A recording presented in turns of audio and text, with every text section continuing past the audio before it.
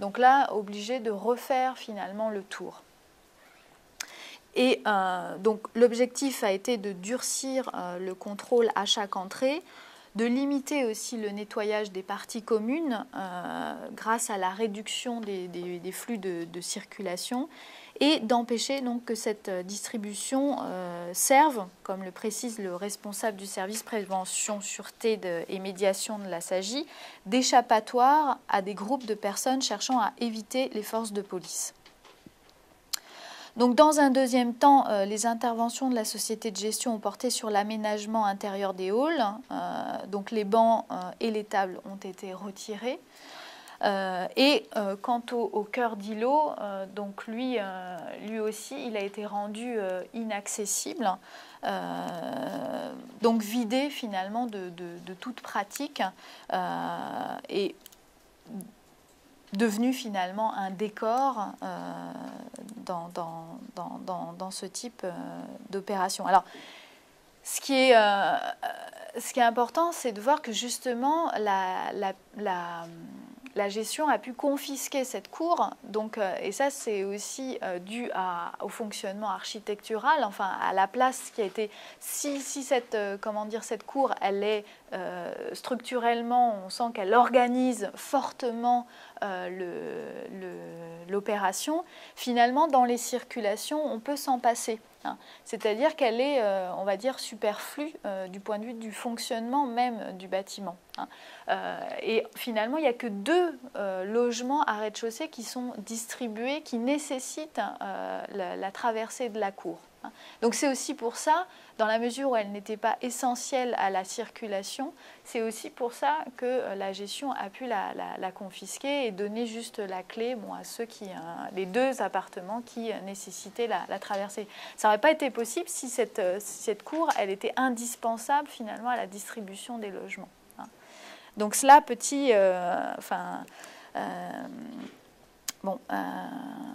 petite précision architecturale. Donc après, on a eu aussi mainmise sur les locaux de service, puisque là aussi, ils avaient été déclinés en locaux.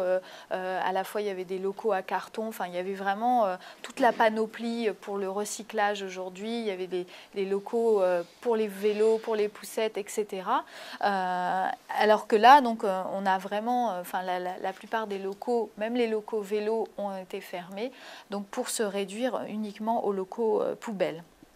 Donc toutes ces interventions ont eu pour objectif d'établir un rapport d'autorité fort entre la gestion et les habitants qu'ils n'ont consulté pour aucune des mesures entreprises. Donc si l'on compare les valeurs et les fonctions données aux espaces communs au moment de leur conception et à celles en vigueur dans le fonctionnement actuel de l'opération, on constate un retournement de sens.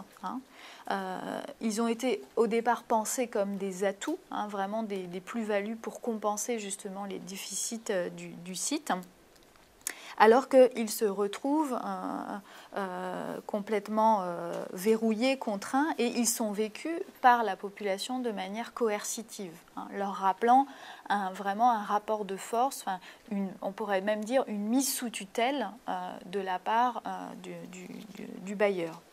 Alors ce qui est intéressant, et je vais terminer par là, c'est qu'en 2004, il y a eu un revirement dans cette logique un peu, on va dire, action-réaction de la gestion, qui était à chaque fois, chaque problème ou chaque difficulté, toujours de répondre par toujours plus de sécurité, toujours plus de verrouillage. Donc, ce changement, il est dû aussi, il participe d'une politique commerciale qui vise à considérer non plus le locataire comme un locataire, mais comme un client, donc de favoriser l'écoute, etc. Et on a vu donc la volonté en 2004 de sortir de ce rapport de force et justement de changer un peu cette figure d'autorité et de se lancer donc dans une démarche plus compréhensive. Notamment, ça s'est traduit par la présence de médiateurs qui ont été envoyés donc, sur ce site. Et leur objectif donc, a été d'améliorer le climat sur place par les moyens du dialogue et de la concertation avec les différents acteurs. Alors, leurs actions, elles se sont réparties, je dirais, sur 3 volets. Un premier volet, ça a été de faire de l'éducation, en quelque sorte, des locataires, puisqu'il s'agissait de les sensibiliser à leurs devoirs vis-à-vis des parties communes et de leur voisinage.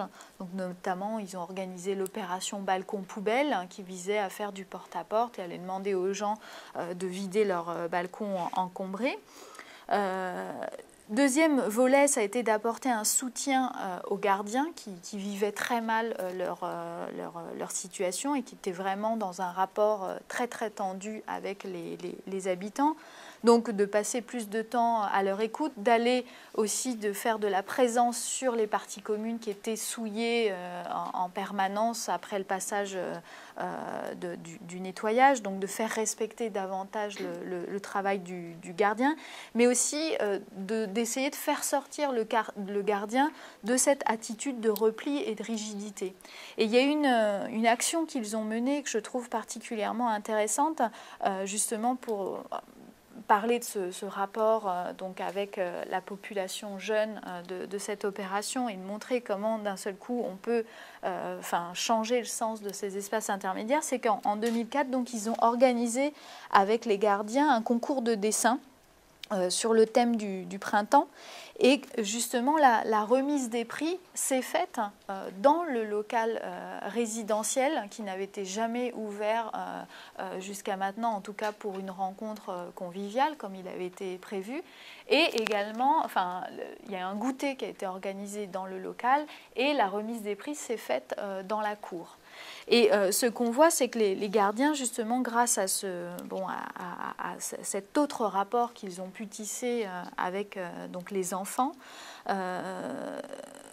ont vu justement une autre manière de mettre en avant, alors je les cite, de mettre en avant un autre aspect de leur personne et de faire comprendre que s'ils font respecter le règlement intérieur, c'est dans l'intérêt de tous et pas pour le plaisir de faire de la répression. Donc d'un seul coup, d'avoir aussi une autre attitude face et d'étoffer socialement un petit peu leur rôle. Et un troisième volet de ces médiateurs a consisté à faire de l'animation, donc qui s'adressait auprès des jeunes, donc de proposer à la fois des sorties, d'occuper entre guillemets les jeunes.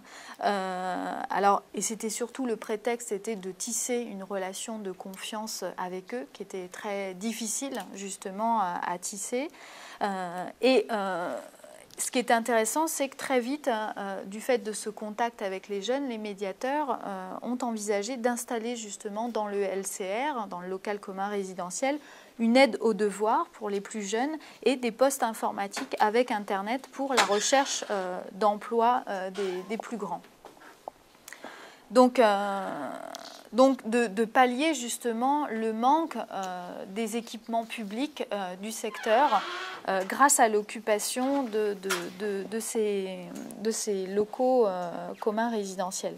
Donc il est intéressant de remarquer que les espaces intermédiaires représentent des ressources pour l'action finalement de ces médiateurs, même si ils sont dans l'attente de locaux publics.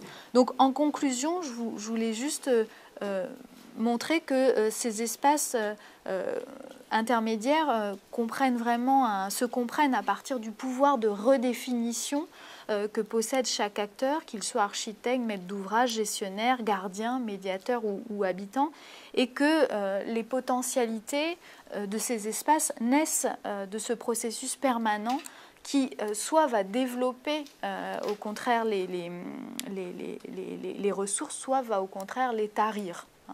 Donc on peut voir dans ces espaces intermédiaires soit des lieux plutôt alternatifs et complémentaires de la ville grâce à la réserve d'espace qu'ils représentent, mais on peut aussi les voir comme des lieux de crispation où s'installe une logique à la fois économique et sécuritaire. Donc voilà, je voulais juste... et moi, ce qui m'apparaît plus intéressant, c'est ces initiatives qui, effectivement, vont reprendre le pas sur la coproduction, vont redonner accès, justement, aux différents acteurs de la ville, dans la mesure où c'est là qu'on voit que les choses bougent et que aussi les relations peuvent se détendre entre les différents occupants de ces opérations. Voilà, merci.